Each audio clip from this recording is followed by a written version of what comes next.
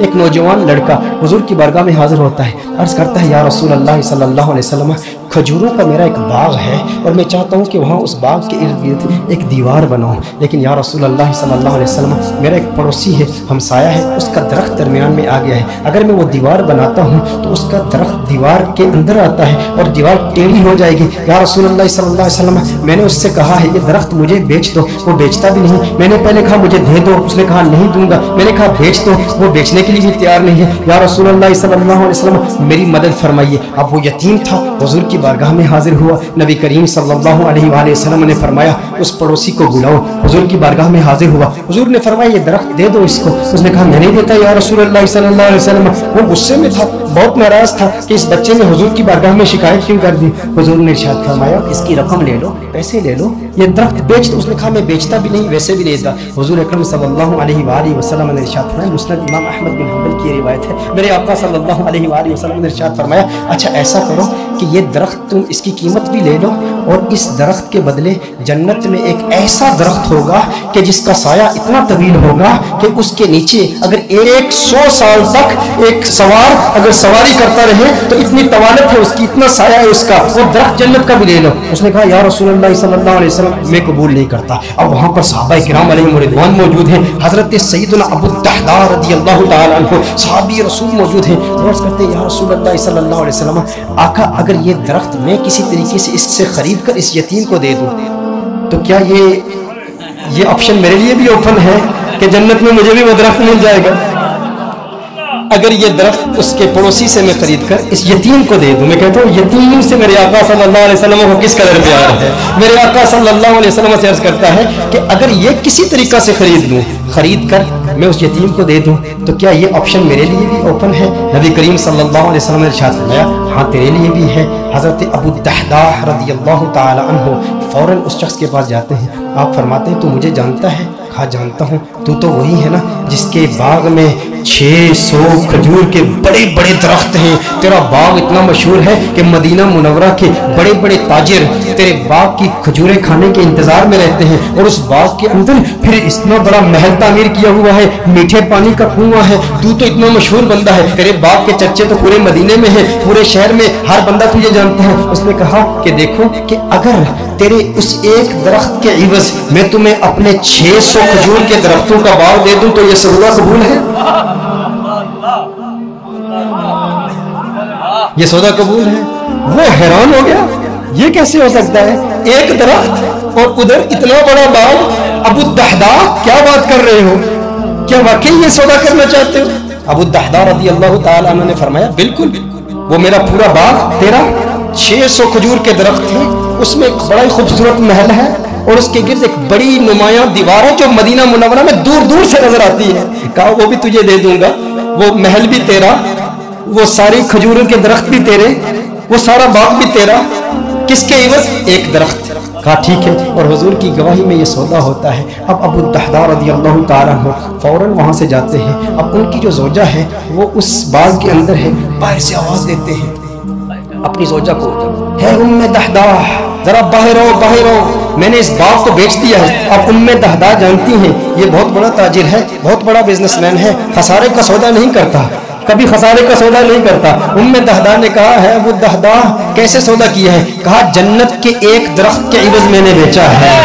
اب دیکھو میرے دوستوں، اب دیکھو ام دحداء وہ نیک بخت خاتون، وہ خوش قسمت خاتون، اس کی عظمتوں کو سلام۔ آج آپ سوچیں کہ اگر آپ کی بیوی ہوتی اور آپ اپنے گھر جاتے اور اپنی بیوی سے کہتے ارے سنتی ہو باہر آ جاؤ باہر آ جاؤ، گھر سے باہر نکلو، یہ گھر اللہ کی راہ میں دے دیا ہے، وہ کہتی ارے ابھی تو یہ نیا ٹی وی رکھا ہے، ابھی کچھ زیورات رکھے ہیں، زیورات تو نکالنے دو، ارے نادان انسان تو نے کیا کیا، گھر ہی اللہ کی راہ میں دے دیا۔ ابو الدحداء رضی اللہ تعالیٰ عنہ نے باہر سے آواز دی، کہا ایک جنت کے درخت کے عوض۔ ام دحداء نے یہ بات سنی، کہا تو نے بڑے منافع کا سودا کیا ہے، بہت منافع کا سودا کیا ہے۔ ام دحداء فوراً اپنے بچوں کو پکڑ کے اس گھر سے باہر نکلتی ہے، باغ سے باہر نکلتی ہے، اب ننھے بچوں کے ہاتھ میں کچھ کھجوریں بھی ہیں، کھجوریں ان کے ہاتھ سے نکال کے کہتی ہے اب یہ کھجوریں ہماری نہیں ہیں، میں نہیں چاہتی کہ کوئی ایک کھجور اللہ کے راہ میں دیے گئے مال سے میں اپنے جیب میں رکھ لوں، تو لے لے، کہیں اس کی وجہ سے جنت کے درخت میں ہمیں خسارہ نہ ہو، کہیں جنت کے درخت سے محروم نہ ہو جائے۔ ساری کھجوریں لے کر باغ کے اندر رکھ جاتی ہے۔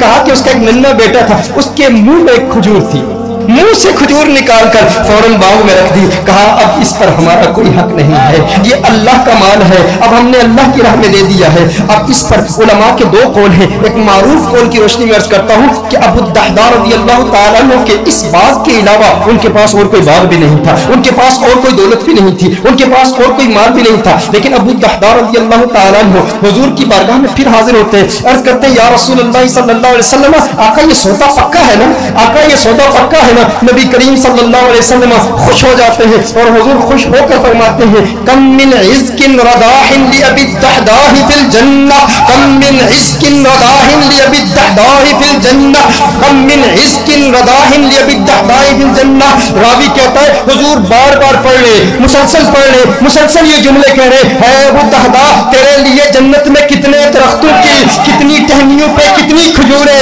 माला माल है तू। बार बार हुजूर इरशाद फरमा रहे, बार बार यही जुमले। और दो रिवायात इसमें, दो मुख्तलिफ रिवायात में मुख्तलिफ अल्फाज है। कम मिन इज़्किन रदाहिन लि अबी दहदा फिल जन्नह। हुजूर अकरम सल्लल्लाहु अलैहि वसल्लम ने एक दूसरी रिवायत में फरमाया एक दरख्त के इवज एक दरख्त का सौदा किया था, अब तो तूने 600 दरख्त दे दिए तो जन्नत में 600 दरख्त तो कम से कम तुझे मिलेंगे ना।